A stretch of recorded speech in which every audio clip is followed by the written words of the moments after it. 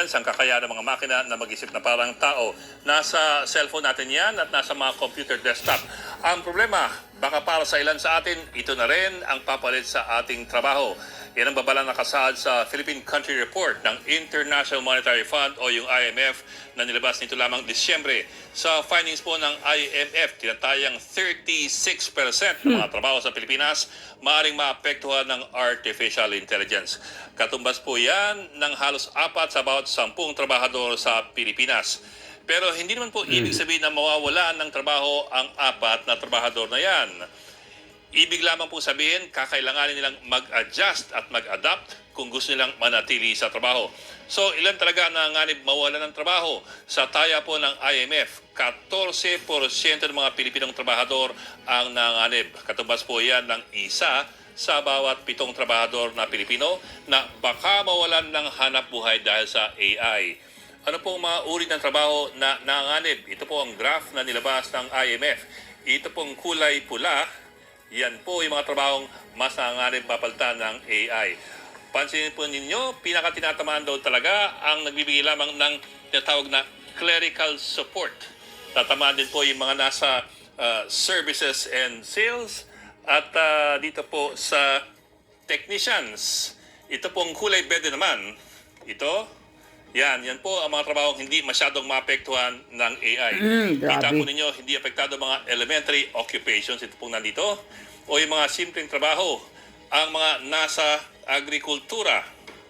Ito, agrikultura at yung nasa crafts and trades. Bakit po ganoon? Dahil ayon po sa IMF, ang Pilipinas ay isa pa ring service-based economy at hindi pa umarangkada sa manufacturing. Ang problema, ang service industry ang medyo mas nanganganib dahil sa pag-arangkada ng mga chatbot at mga virtual assistants na kayang mag-handle ng mga tinatawag na customer service tasks. Halimbawa na lang po dyan ang BPO sector na matagal nating inaasahan. Ang sabi pa ng ilan, ang dating primary advantage ng Pilipinas ay ang kanyang proficiency o kakayahan sa English language. Pinagayabang natin yan. Magaling mag-English sa mga Pilipino. Ang problema, ang alay o ang AI, ang tinatawag na large language modeling. Ang ibig pong sabihin nito, natututo ang AI sa pamamagitan ng lahat ng available language models at mga database para po makabuo ng sagot o makagawa ng solusyon. So, sa madaling sabi, ang ating dating advantage sa lengguwahe maaaring nakasaklaw na rin sa loob ng AI. Yan. Ano na? Wala na. Marami na naman ang maghihirap kapag dumadami na itong AI, artificial intelligence, na gagamitin yung parang mga robot ito eh. Parang mga robot ito ang gagamitin sa trabaho. Diyos ko po, ngayon nga, nawala pang AI, wala pang mga robot na nagtatrabaho sa mga opisina. Maraming nagugutom. Diyos ko po, huwag niyong dadalhin yan sa Pilipinas.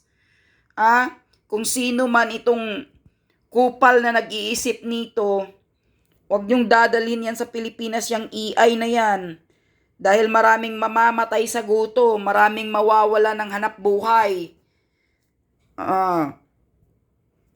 Imbis na ang maraming mga Pilipino na grabe, mga sobra talaga sa kahirapan, sobrang mahirap, tapos papalitan pa ninyo ng AI na to, artificial intelligence na mga robot na ang magtatrabaho, wala. Talagang pinapatay nyo ang mga Pilipino. Diyos ko po, nakakalungkot. Ay, nako. Ang galing mag-isip sa kagaguhan itong sino mang nag-iisip na mag-ano ng mga AI na to. Ngayon na wala pang AI, o siguro mayroon na kasi sinasabi ni, dyan ngayon, sino itong si, na mayroon ng 4. Sa 10 na mga trabahador, may 4 na mga AI. Yung mga robot ito sila Lalo na yung mga clerical, office work. Diyan, office work. Kasi yung mga robot kasi, magaling yan magsalita sila. Magaling yan sila basta sa office, yung lalo na sa mga computerized. Magaling yung mga robot na yan. Oh. Ang ganda ng technology, kaso hindi ito pwede sa Pilipinas. Dahil ang Pilipinas, gapang sa hirap. Maraming mga taong walang trabaho, mamamatay sila pag tinatanggalan nyo ng trabaho. Huwag nyo silang tatanggalan ng hanap buhay. Mga walang hiya talaga kayo. Ano nang mangyayari sa mga Pilipino pag ganito? AI na ang nagtatrabaho. Ay, naku po. Kawawa kayo talaga. Maganda naman tong technology na to sa ibang bansa. Wag dyan sa Pilipinas. Dahil ang mga Pilipino, maraming mga Pilipinong walang-wala. Nangangailangan ng trabaho. Nangangailangan ng makain. Nangangailangan ng hanap buhay para mayroong makain. Kaya wag naman ninyong palitan ng mga robot na to.